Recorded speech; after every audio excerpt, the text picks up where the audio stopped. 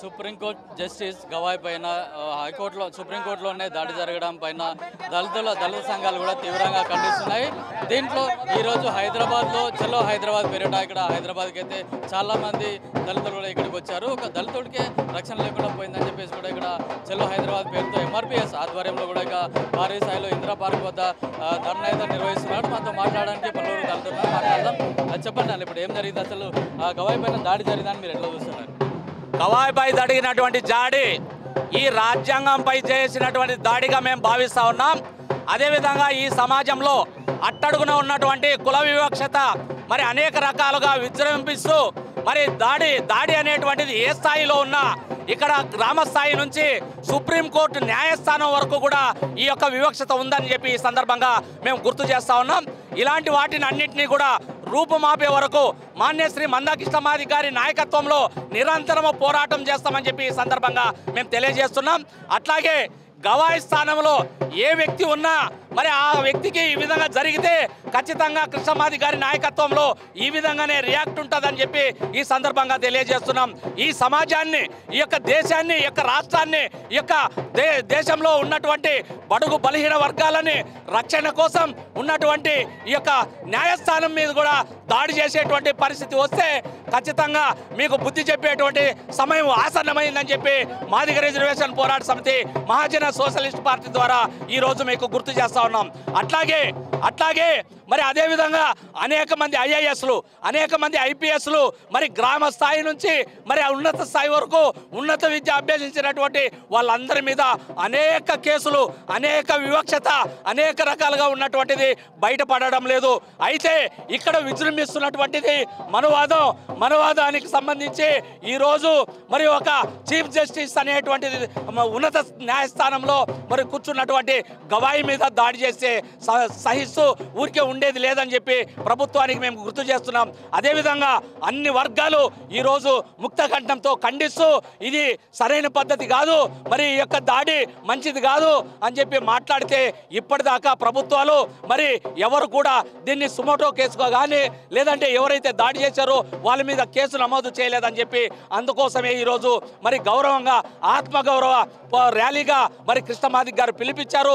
దాన్ని విజయవంతం చేయడానికి మేము కోనసీమ జిల్లా నుంచి మరి దక్షిణ భారతదేశం నుంచి వచ్చినటువంటి మా యొక్క శ్రేణులంతా కూడా మరి లాయర్లు, మరి అదేవిధంగా ఉద్యోగులు, మరి అదేవిధంగా యువకులు, మరి ఎంఆర్పిఎస్, ఎంఎస్పి అనుబంధ సంఘాలు, వికలాంగులు, మహిళలు పెద్ద ఎత్తున ఈరోజు రావడం జరిగింది.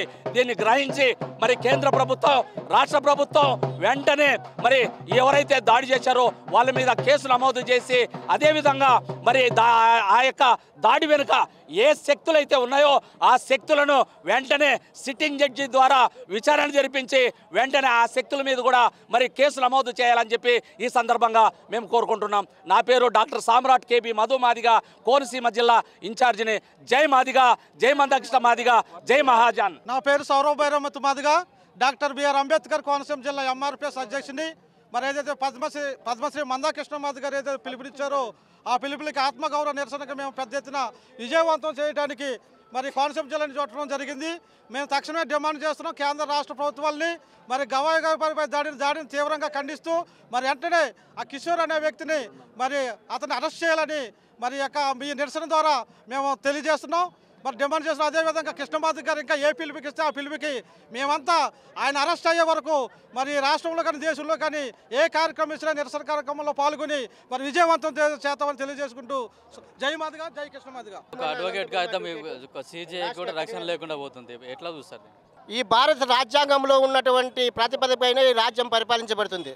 అందులో భాగంగానే గవాయ్ గారు చీఫ్ జస్టిస్గా ఈ ఇండియాలో నియమించబడినప్పటికైనా కూడా అగ్రవర్ణ చాదస్యం కలిగినటువంటి కిరోష్ గారు తన యొక్క స్వార్థ ప్రయోజనాల కోసమో పబ్లిక్ కోసమో రాజ్యాంగం పైన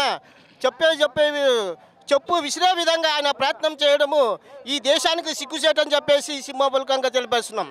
ముఖ్యంగా ఆయన్ని భారతదేశంలో కాకుండా వేరే దేశాల్లో అయితే కాలో కన్నో చెయ్యో తీసే శిక్షించే విధానంగా అరబ్ కంట్రీస్లో ఉంది. అయితే భారతదేశం ప్రజాస్వామ్యం పరంగా ఉంది కాబట్టి శిక్షించేదానికి రాజ్యాంగపరమైనటువంటి చట్టాల్లో ఏ విధమైనటువంటి లొసుగులు ఉన్నాయో ఆ లొసుగులను ఆధారంగా తీసుకొని విచారణ జరిపి మరి రాబోయేటువంటి తరాలకు కూడా ఈ కుల విక్షేపం లేకోకుండా కాపాడాలని చెప్పేసి మళ్ళీ ప్రధానమంత్రి అయితేనేమి మన ఆంధ్రప్రదేశ్ ముఖ్యమంత్రి వివిధ రాష్ట్రాల 5 రాష్ట్రాల యొక్క జనాలు ఇక్కడికి వచ్చేసి మళ్ళా ఈ గవాయి గారికి సపోర్టుగా దళిత బిడ్డ ఈరోజు ఈ దేశానికి థర్డ్ ముఖ్యమైనటువంటి వ్యక్తిగా ఉన్నటువంటి 4 స్తంభాల్లో ఒక స్తంభమైనటువంటి జ్యుడిషియర్ని పడగొట్టే విధంగా వాళ్ళ దుష్టశక్తులు ప్రయత్నించినప్పటికీ ఈ ఎంత సురేష్ పైన సుప్రీంకోర్టు అడ్వకేట్ సురేష్ పైన ఎందుకు చర్య తీసుకోలేదు? అందుకని చెప్పేసి ఈరోజు 5 రాష్ట్రాల యొక్క ప్రజలు కూడా ఈ మందాకృష్ణ మాదిగ ఆధ్వర్యంలో భారీ ఎత్తున ర్యాలీ చేసి అతన్ని ఖచ్చితంగా శిక్షించాలని చెప్పేసి మేమందరూ కోరుతున్నాం. అలాగే రాజ్యాంగాన్ని కాపాడాలని చెప్పేసి కూడా ప్రాధాయపడుకుంటున్నాం. ఈరోజు మందకృష్ణ నాయకత్వంలో గవాయి గారు సుప్రీంకోర్టు చీఫ్ జస్టిస్ పైన జారీ జరగడం అంటే రాజ్యాంగ ఆత్మపై జరగడము. ఎందుకంటే మందకృష్ణ నాయకత్వంలో ఈ విధంగా జరగడం సిగ్గుచేటు అనే ఉద్దేశంతో ఎంఆర్పిఎస్ ఎంఈఎఫ్ అనేక ఉద్యోగ సంఘాలు ఈరోజు హైదరాబాద్లో భారీ ఎత్తున జరుపుతున్నారు.